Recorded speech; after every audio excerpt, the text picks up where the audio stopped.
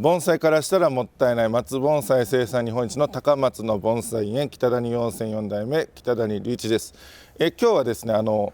盆栽のことをね僕が言うのは松盆栽専門ですけど、それのことをどれだけ皆さん分かってらっしゃるかっていうのはテストというかクイズというかね、それをやってみようかなと思います。僕の動画を見てたら今日10問出すんですけど、10問正解されるんじゃないかなというところなんですが、ちょっとだけお時間ください。今無料のメールマガジンやってます。説明欄の方から行っていただいてメールアドレスで登録していただけたら無料で定期的にYouTube の内容とか詳しくね活字にしたりとか専用の動画とかで見れたりするんで、そっちも、登録してみてくださいと。はい、では本題に戻ります。今日10問考えてみました。で一応ね僕の動画をしっかり見てたら10問必ず正解するだろうというような感じの問題作ってみています。はい、そうですね、10問正解したら何でしょう、名誉塾生みたいなそんな称号を僕が勝手にお与えするみたいな、いらんがなっていう感じですけどそんな感じでねちょっと遊びがてらでお付き合いしてみてください。ではもう早速1問目いきます。はい、じゃじゃんと、盆栽は台の上に置いた方が良いと。これ1問目ですね。単純に言いますと地べたに置いた方がいいのか、ちょっと高さのついている台の上に置いた方がいいのかという問題ですね。はい、これは瞬時に皆さんお分かりになるぐらいの問題だと思いますんで、早速もうねお答えいきますよ。丸か×かでどっちかなみたいな。正解は丸でと。はい、これは簡単ですよね。地べたに置いてたら、水のその乾き具合というかね、盆栽の鉢の中の乾き具合もちょっと乾きにくかったりとかするし、下の風通しがない分ね、そこも乾きに影響してくるんですけど、やっぱり盆栽乾いたり湿ったりがねしっかりあるのが健康状態保つ、秘訣でもあるんで、これやっぱ台の上に置いた方がいいと。ただ台といっても金属のね鉄板の上とかだとね夏がすごい暑くなったりするんで、あんまりその熱に影響されにくい、木材とかね木の板とかそういう台の上の方がいいかなと思います。はい、1問目は以上です。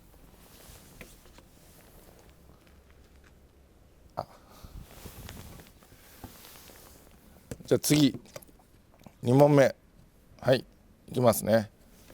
じゃじゃんと。はい、植え替えは毎年しても良いか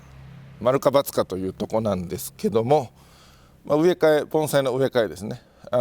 根をちゃんと切って、新しい鉢なり今まで植わってた同じ鉢なり植え替えるというようなことですね。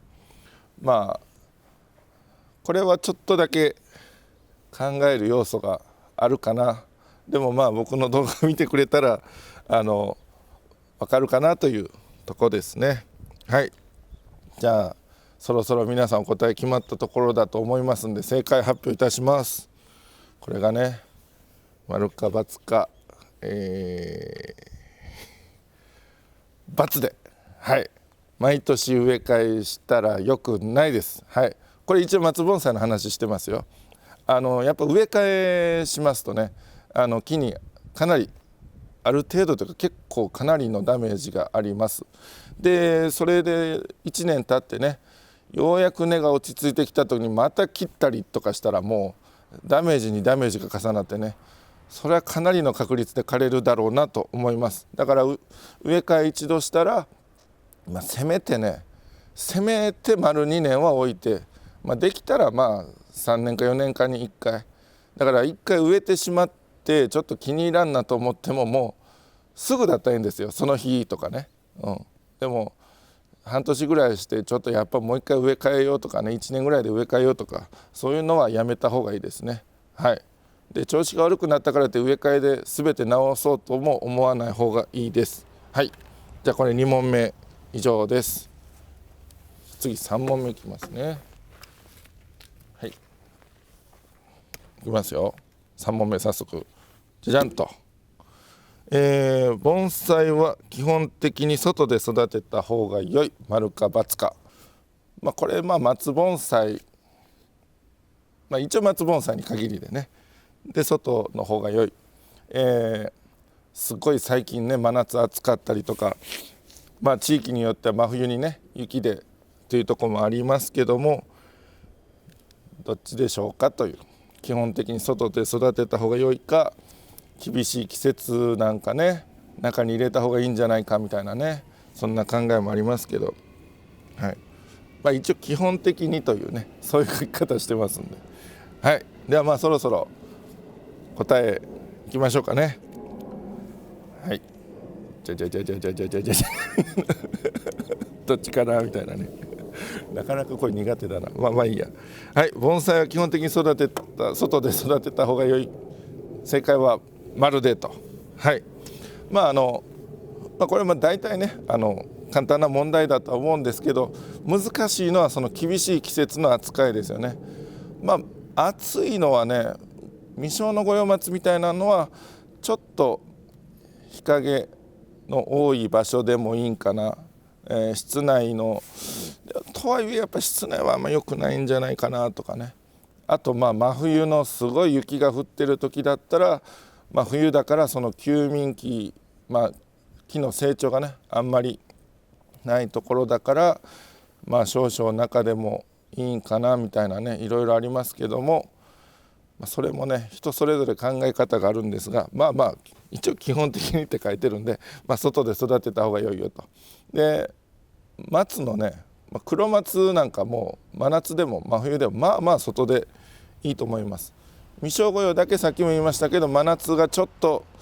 場所は考えた方がいいかなとはいえ室内じゃない方がいいみたいな。だいたい松はね強いんで外でいけます。では3問目以上です。次4問目いきますね。じゃじゃんと、肥料は土の中に埋めた方が良い、丸か×かという。肥料ね、盆栽の成長において肥料やっぱりねやった方がいいですね。元気になりますし、限られた鉢の中でね、基本砂とか赤玉とかね、いろんな用途そんなに栄養分ないんで、やっぱりわざわざ肥料を使って元気にさせていく必要があるかなと。それもその木の状態にもよるんですけど、その肥料のやり方ですね。土の中に埋めた方がよく効くかどうかという。皆さんもうそろそろお答え決まりましたかね。じゃあ正解発表いきます。ドゥルルルルルルルル×で、肥料は土の中に埋めない方がいいです。肥料を土の中に埋めるとね、ちょっと効きすぎる可能性が高いですね。で基本的にはその用土の上に置く、巻くというか、材質によってね置くとか巻くとかして、で水やりでちょっとずつ染み込んでいくみたいな方が、じわじわ効いてねちょうどいいと言われているし、僕もそうかなと思ってます。で埋めたらもう効きすぎて根っこの中からねもう余分な水分が出ちゃったりして傷むみたいなのがあると思うんで、これは埋めない方がいいと。であとあれだな、液肥みたいなね、なんか液が入ってて肥料のね、それを鉢に刺してそれがだんだん効くみたいなタイプも、あれもちょっと僕あんま試したことないですけど、効きすぎてねちょっと怖いなと思うんで、その辺はしっかりね使う人がご自身で調べてから使うか、もう危ないものには手出さない、分かんないものには手出さないっていう方がいいかなと思います。4問目は×ということで以上です。次じゃあ5問目いきます。じゃじゃんと、葉っぱは絶対に切ったらダメと、丸か×か。松のね葉っぱ、五葉松はあんまり葉っぱ切ることないと思いますけど、黒松系ですね、黒松、赤松、錦松なんかは、芽切りの具合でね、芽切りしてなかったりとか、めっちゃ早くしてすごい伸びちゃったとか、そういうので、切ってない子だけこう葉っぱがビューッと伸びるとかね、そういうことあると思うんですけど、そういう葉っぱをね切っていいかどうかという、そういう問題なんですけども、絶対に切ったらダメかという、一応そういう言い方してるんで、そこもヒントになっちゃうかもしれないですけどね。じゃあそろそろ正解発表いきます。じゃんじゃんじゃんじゃんじゃんじゃんじゃんじゃんじゃんじゃんじゃんじゃんと、これ×ですね。一応問題に対しては×ですね。葉っぱは絶対に切ったらダメということはないと、葉っぱ切ってもいいですよと、これはもう一応ね、大体大丈夫なんですけど、場合によっては、やめた方がいいですよという。だから絶対に切ったらダメっていうことはない。さっきも言いましたけど、芽切りが早すぎてとか芽切りしてないとかで、秋冬葉っぱが伸びすぎてね、なんか不格好だなみたいなで葉っぱを切り揃えるみたいなこともねあるんですけど、それは少々は大丈夫ですね。だから葉っぱ切る時は、切ってもいいけど、切るんだったらその全体の長さを10とすると、せいぜいきれいに揃えたい、きれいに見せたいという場合だったら、せいぜい半分ぐらいまで、半分以上は切らない方がいいかなと。だったらちょっと葉っぱの、効果がなくなるというかね、短くしすぎると木が葉っぱ捨てちゃって、もうあと赤葉になっちゃうみたいなこともあるんで、あとすごい弱ってたりとか、そもそも弱ってる感じでただ葉っぱが長いだけっていう場合もあるんですけど、そういう場合は切らない方がいい場合もあります。だからもうそうですね、言い方として元気だったら切っても大丈夫な場合が多いという、無理に切る必要はないんですけどね、切りたいなと思った時に元気だから切っちゃおうっていうぐらいは大丈夫です。じゃあ5問目はこれで終わりと。じゃあ次6問目いきますね。よいしょ。じゃじゃんと。6問目、水やりは乾いてなくても毎日やった方が良い、丸か×かということですね。水やりやっぱその盆栽においてはもう一番と言っていいほど大事な分野なんですけども、毎日やっても良いかどうかね、逆で言えば毎日じゃなくて何日かに1回の方がいいとかね、そういう言い方もできるかも分かりませんけど、これちょっと中には間違う方もいらっしゃる可能性のある問題じゃないかなと思いますけども、じゃあそろそろ正解いきますね。毎日やった方が良い、×で、これ水やりは乾いてなくても毎日やった方がいいと、こういう言い方してるんですけども、基本的には乾いたらやるです。もうそこに何日経ってようが、極端な言い方してたそうもう天気とかもありますしね、雨とかが間に挟まったりとか、湿度の高い日とかもあるんで、基本的に何日経ってようがもう乾いてなければやらない方がいいです。水はね、大概3、4日以内の話だと思うんですけど、乾いてなかったらやらなくても良いなんですが、あんまりその自分でね、まだまだ乾いてないやろ言って3、4日ほっとく、1週間ほっとくみたいな感じでしててもまた危ないんで、やっぱり毎日やらなくてはいいんですけど、毎日チェックはした方がいいかなと。水やりの、今日乾いてるかな、今日乾いてるかと、毎日チェックだけはちょっと大変なんですけどしてください。で慣れてきたら、この天気だったら今日はやらんでいいだろうとかね、チェックしなくてもいける時がね、慣れてきたらね来るとは思うんですけど、慣れないうちは毎日チェックはしてください。で基本的には乾いたらやる、乾かなければやらない、そこに毎日っていうのはもう関係ないです。もう夏だったら下手したらね、毎日どころかね、その1日に2回みたいなパターンもあるので、水やりは1日1回までともまた考えない方がいいですね。すごい暑い時期、成長期で木がねもう生い茂ってたりすると1日2回とかもあります。で冬になったら2日に1回3日に1回いうこともあります。はい、その中で大事なのはもうずっと言ってますけど、乾いたらやる。で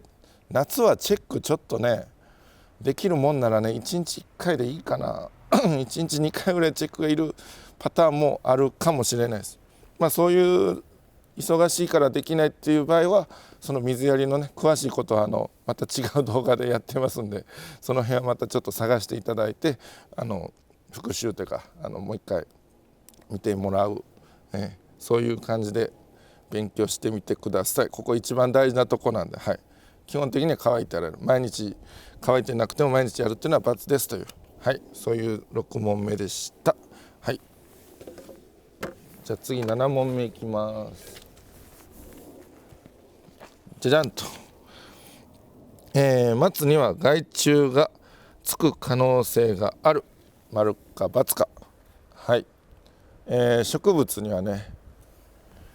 害虫がつく場合があるんですけど、松にはつくのかどうかっていうね、これ問題の出し方としてはかなり簡単な出し方してるかもしれませんね。こういう書き方したらね分かりやすすぎるかな。でも大事なところなんで、はい。で喋ってる間にもう答えは出られたと思うんで正解発表いきます。うまいこと回らない。はい、いいや。正解は丸と。はい。松には害虫がつく可能性があります。はい。で松にはって書いてるんですけども、黒松と五葉松結構ねつく虫が違うかったりとかね、傾向が違うというかね、松によっても多少ね違いは出るんですけど、比較的五葉松より黒松の方が虫がつきやすいかなという、特に差があるのがダニですね。はい。予防の関係で薬剤散布の関係であんまり湧かないようにすることはできるんですけど、何にもしなかったらダニはあったかい時期はよくつきますね。五葉松はダニあんまつかないかな。あと貝殻虫は黒松系も五葉松もついたりしますし、はい。ちょっと害虫からは外れるんですけど菌とかもつくので、この辺りを防ぐのは、薬剤、正しい薬剤を用法用量を守って適切な時期にね、やると、はい、そういうのが必要になってきます。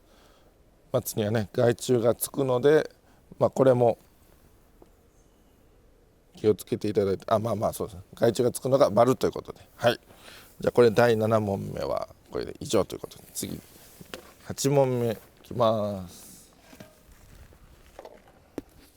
じゃじゃんと、用土はどんな種類でも大丈夫、丸か×か。はい、これはなかなかね意見の分かれるところで、僕が正解を言ってももしかしたら反対意見が出るかもしれないですけど、あくまで僕の見解ということで、僕発信の僕の範囲内のクイズでということで、聞いてくださいと。あくまで参考にしてくださいね。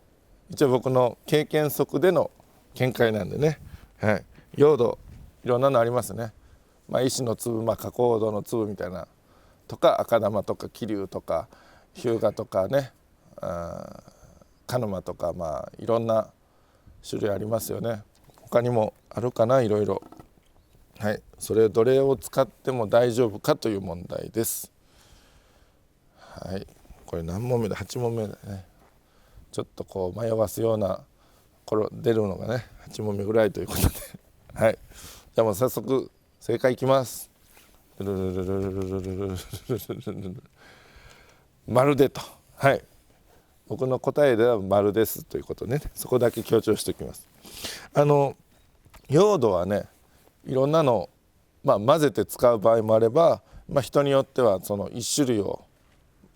単用というかね、1種類を使うみたいな、パターンもありますし、この場合の丸は、例えば赤玉1種類でも桐生1種類でも、ボラツチ1種類だろうが鹿沼1種類だろうが、これ松盆栽に置いてですけど、多分ね、砂だけとかね1種類でも多分育つは育つと思います。健康的に育つといえばいろいろあるんでしょうけど、その用土に合った水やりだったりすれば、育つと思います。でよりね水やりがしやすいようにとか、後の植え替えのこと考えて、ブレンドしてみたりっていうところがありますね。そのブレンドの配合の割合もね、僕はそんなに気にしなくてもいいけど、よく言うのはその石の粒的な川砂とか山砂とかいうやつが2割程度は混ざってる方がいいんじゃないかなっていうね、そういう言い方はしますけど、で用土は一応僕大丈夫だとは思ってるんですけども、それより大事だと思ってるのがその用土のね粒の大きさですね。小さい木にものすごい大きい粒入れたらやっぱり多分良くないでしょうし、大きい木にね細かい粒のいろんな用土どれでもいいですけど使ったらもうそれも良くないと思います。小さすぎるとね、木に対して小さすぎると水はけが悪くなって、根腐れを起こしたりとかなかなか乾きにくくてね、そういうことがあるんで、用土は基本的に大丈夫だと思います。でも粒の大きさはなるべく木に合ったものを使ってくださいと、一応この問題に関しては丸で、逆にね×だったらどんな用土使っても大丈夫じゃないってなるんで、そこは言い切れないなという、なんで一応こういう感じで、自分で作った問題ですけど、これは丸ということで、8問目は以上です。じゃあ次9問目、じゃじゃんと。9問目は黒松の芽切りは状態によってはしない方が良い、丸か×かと。黒松の芽切りと書いてますけど、芽切りのある樹種でいうとね、黒松以外にも赤松とか錦松とかね、寿とか千住丸もとかね、そういうのも場合によってはというところで、芽切り作業がある樹種は黒松系の樹種の話ですね。でその芽切りは状態によってはしない方が良い、丸か×かという、そういうお話です。逆を言えばね、この芽切りは状態かかわらず絶対にした方がいいっていうのがね反対意見になると思いますけど、今のちょっと大ヒントになるかな、いっかじゃあそろそろ正解発表いきます。丸で、一応この問題としては黒松のってなってますけど、黒松系のね、黒松の芽切りは状態によってしない方が良いで丸です。芽切り黒松系のね芽切りはやっぱり基本的にはした方が秋冬のね状態がきれいになると、芽が揃ったりとか、葉っぱの長さが程よい、自分のね調整で、コントロールできたりとか、芽の平均化もありますかね。いろいろといい効果があります。芽数が増えるもあるか。でとはいうもののいい効果がいっぱいあるとはいえ状態によってはしない方が良いです。植え替えしてすぐとかもともと弱って芽切りに耐えられないぐらい弱ってるというかね、そういうのを芽切りすると、次のね2番芽っていうんですけど新芽ですかね、それが出ないんですね、力不足でね。そういうことがあって出なかったら枯れるんですけどね、ギリギリ生きながら得るパターンもありますけど、芽切りの失敗は結構枯れるっていう状態につながっていくんで、これは本当ね状態によっては本当にしない方がいいです。なんでこれはしない方が良いで丸で、9問目は以上です。はい、次10問目いきます。じゃじゃんと。はい。ちょっとね、10問目、松盆栽を枯らさないためにはこのチャンネルを見続けた方が良い、丸か×かと、自分でこんな問題考えて出しちゃってるんですけどね。はい、これどうですか。もううちのチャンネルのもう評価をお聞きするようなね、全部正解したらもう名誉熟成ですよと、僕は勝手に認定しますよとか言っときながらね、ここに×つけられちゃったらねですけどはい、もう早速答えいきますね。これ考えるまでもないはずなんで、はい、割ると、はい、手前味噌で申し訳ないです。はい、松本さんを枯らさないためにはこのチャンネルを見続けた方が良いと思っております。はい、そういう感じで日々作り続けてね、日々じゃないか、もう200何十本作りましたけど、多分うちのチャンネル見てる方からも結構北谷さんのおかげで盆栽やりやすいですよとかね、枯れずに済んでますっていうお声は結構いただくんで、これはね丸にさせてください。はいということで、これで全部で10問終わったんですけども、結果はどうでしたかね。はい、ちょっと間ねややこしい言い方してる問題があったから9問丸8問丸みたいな方がね多いかなと。で10問全問正解の方が多分一番多いとは思うんですけど、そんなに難しくはなかったと思うんで、はい、これ全部ね正解されたらうちの園で、就職できますよとかではないんですけどね、余興として楽しんでいただけたら、またなんかこんなのねクイズっぽいのが好評だったらちょっと中級編上級編みたいなのもね作ってみてもいいかなとか思ってますんで、またコメント欄でそうですね、こう感じられたこととかコメントしていただけたらありがたいなと思います。はい、では今回はこれでクイズということで、はい、以上です。盆栽からしたらもったいない、北谷4世4代目北谷隆一でした。チャンネル登録高評価メールマガジンもよろしくお願いします。